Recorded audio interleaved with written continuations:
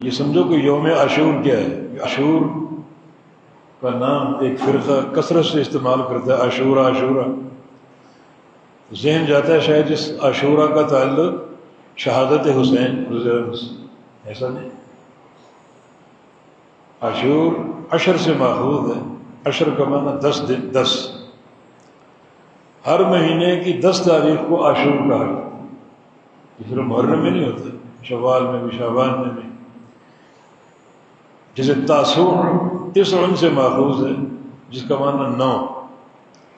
ہر مہینے کی 9 تاریخ کو تاسوع باعتبار لغت کے کہا جا سکتا ہے. تو عاشور کا معنی 10 تاریخ کا روزہ. اس کا کسی قصے سے تعلق نہیں. پوچھا گیا یہ یوم عاشور کا روزہ کیا ہے؟ فرمایا کہ احتسب علی اللہ ان یکفر السنۃ التی مضی. اللہ تعالیٰ اس ایک روزے کی برکت سے گزشتہ سال کے گناہ معاف کر دے. السنۃ التی مضت، گزشتہ سال کے گناہ معاف کر دے. اس ایک روزے کا اجر سال بھر کے گناہوں کا کفارہ ہے.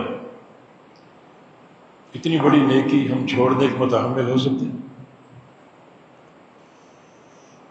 لوگوں کو چھوڑ دو، وہ جلوس نکالیں، سبیلیں لگائیں، شربتیں پئیں، حلیمیں پکوائیں، انہیں چھوڑ دو. اکثریت جو ہلاکی، اس دن کا اہتمام کرو. اپنے گھروں میں بیٹھو، روزہ رکھو،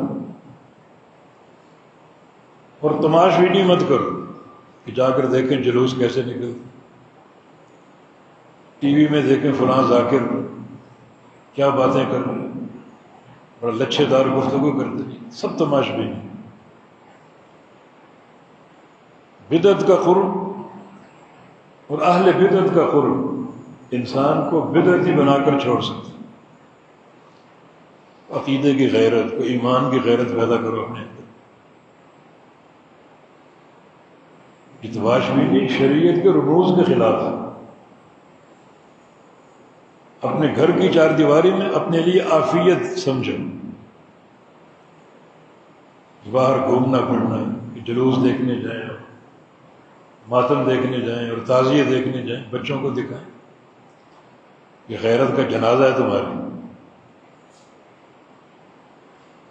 اور یہ چیز بعض اوقات اہل بدعت کی تعداد میں اضافے کا سبب بنتی. 100 بدعت کرنے والے اور 200 دیکھنے والے.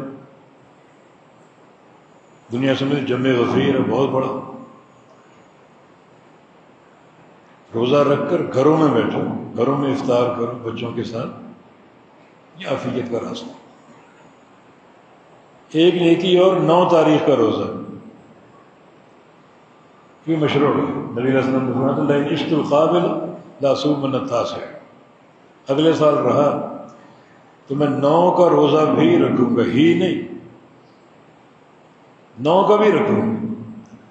10 کا کیسے ختم ہو سکتا؟ 10 کا روزہ حکم بھی ہے اور خبر بھی ہے. حکم کیا ہے کہ 10 کا روزہ رکھو، حکم منسوخ ہو سکتا ہے. خبر کیا ہے؟ اس ایک روزے کا اجر سال بھر کے گناہوں کا کفارہ ہے. خبر منسوخ نہیں ہو سکتی. 10 تو ہے ہی ہے، وہ تو اصل ہے. ساتھ 9 کا بھی رکھو. وہ کس لیے؟ تاکہ یہودیوں کی مخالفت ہو جائے. یہودی 10 تاریخ کا روزہ رکھتے ہیں، وہ تو ہے ہی ہے، وہ تو اصل ہے. آج کے دن فرعون غرق ہوا تھا، موسیٰ علیہ السلام کو آزادی ملی تھی، تو بطور شکر روزہ رکھا. یہودی بھی رکھتے، ہم بھی رکھیں گے. اور ان کی مخالفت، خالف الیہود والنصارى، یہ فرض ہے. یہودیوں کی، نصارہ کی مخالفت کرو. تو 10 تاریخ کا روزہ، یہ محرم کی 10 تاریخ جو مشروع روزہ، اور 9 تاریخ کا روزہ یہودیوں کی مخالفت کے لیے.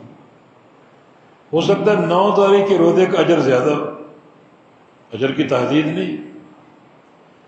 جتنی شدت سے آپ یہودیوں کی مخالفت کریں گے، آپ کی تمہیں نفرت ہو، کراہت ہو اس کتی قوم کا، جتنی شدت سے اللہ اندر کو دیکھتا ہے.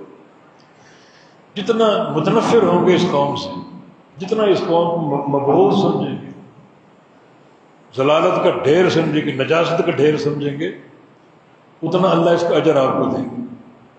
یہودیوں کی مخالف، شدت سے مخالف. اب آپ کے دل کا عالم ہے، کتنی نفرت آپ کو اس قوم سے. جس قدر اظہار نفرت کریں گے، اس روزے سے محبت کریں گے، اللہ اس نفرت کو تولے گا اور اس کی مقدار میں اس کو اجر دے گا. پتہ نہیں کتنا ہو. 10 کا اجر تو محدود ہے، سال بھر کے گناہوں کا کفارہ.